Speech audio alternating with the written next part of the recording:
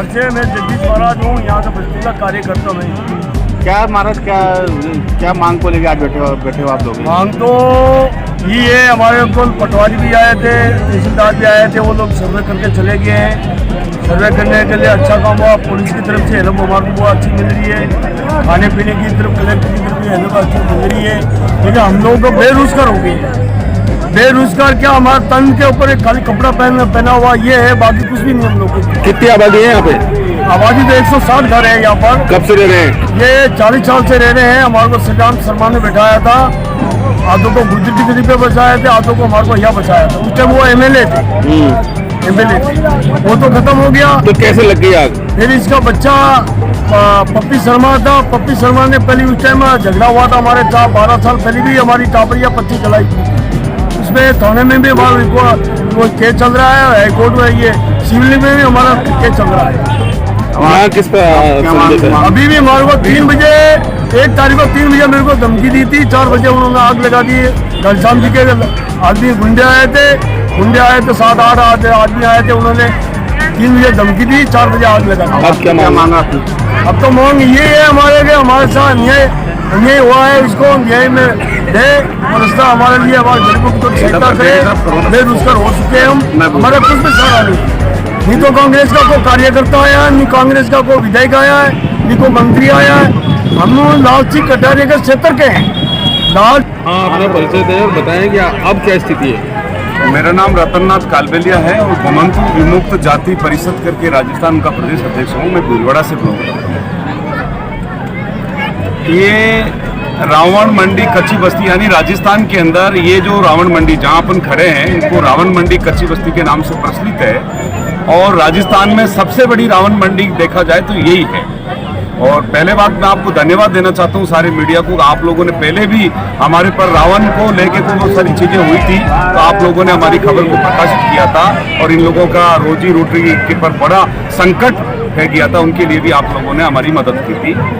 यहाँ अगले 30-40 वर्ष से हमारे लोग यहीं निवास करते हैं और अधिकतर घुमंतु जातियाँ गुर्जर की थड़ी में निवास करती थी। और अगले 35 साल पहले शिवराम जी शर्मा जो एमएलए साहब थे, उन्होंने इन बस्ती पे कहा कि ये खाली जमीन पड़ी है, ये जमीन आज भी गैर मुमकिन आबादी है रिकॉर्ड में और जेडीए प्राधिकरण के नाम पे ये जमीन दर्ज है, मगर भूमाफिया टाइप के जो लोग हैं वो आए दिन हमारे बस्ती के लोगों को परेशान करते हैं।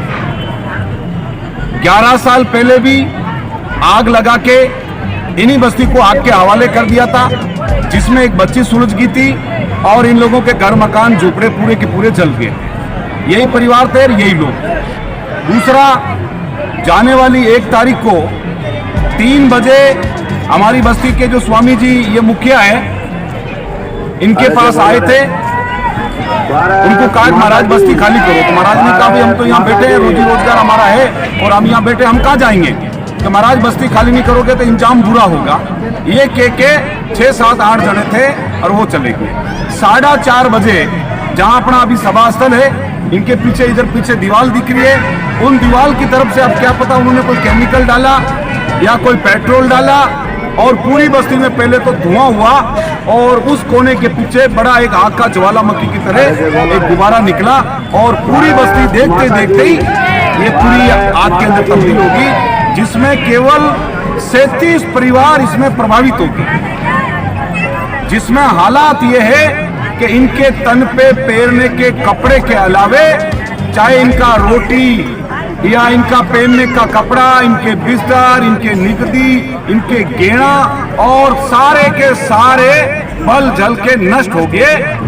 और ये लोग बड़ी मेहनत से बांस का काम करते हैं, आसाम से ट्रक मंगवाते हैं, बेंत की लकड़ी भी आसाम से मंगवाते हैं।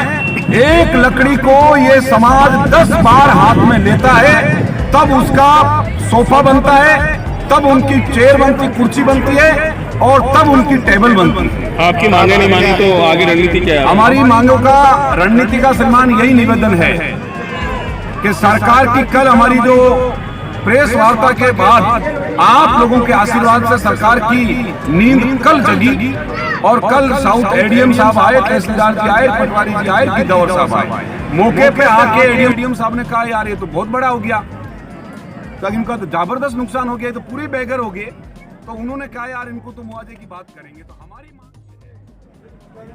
मैं ये चाहता हूं कि इनको रोजमर्रा की तरह सरकार अतिरिक्त बजट पारित करे और इन सब परिवारों को अभी तुरंत प्रभाव सरकार इनका चूल्हा वापस जलने के लिए और इनकी रोजी रोटी वापस रोड पे इनके घर आने के लिए, मगर सरकार इनको 1-1 लाख रुपए आज के आज सरकार रिलीज करे और इन परिवारों को दिया जाए। पहली मांग तो मेरी ये है। दूसरा, जिन लोगों ने करतूत किया, ये पहली घटना नहीं है, ये दूसरी घटना है। जो भी भूमाफिया इसमें है उन लोगों की तुरंत प्रभाव गिरफ्तारी हो और तुरंत प्रभाव उनको सलाखों के पीछे भेजा जाए। दूसरी मांग हमारी ये है, क्या हमारे लोग हैं, जेडीए के नाम पे जमीन है, गैर मुमकिन आबादी है, तो सरकार हम कोई बंगला बनाने की बात नहीं कर रहे हैं। हम ये कह रहे हैं कि सरकार हमारे को टीन सेट बना के दे दे। माननीय अशोक जी गहलोत साहब ने घुमंतु जातियों के लिए नवजीवन योजना में 100 करोड़ रुपए दे रखे हैं। हमारे बिजनेस के लिए भी लोन की स्कीम है और हमारे स्थायी निवास के लिए भी लोन की स्कीम है। तो सरकार हमें इसी जगह पे हमारे भले 100 गज के प्लॉट पर, भले हमारे को 50 गज के प्लॉट पर भी हमारे को टीन सेट बना के सरकार हमें दे। और सरकार ये बात हमारी नहीं सुनती है तो ये तो चनगारी है, ये तो अंगड़ाई है, लड़ाई बाकी है। पूरे राजस्थान के अंदर कम से कम 60 से 65 लाख की आबादी का घुमंतु समुदाय है और कल के बाद सब रोडों पे आएंगे और हम पूरी तरह से दिखा के बताएंगे।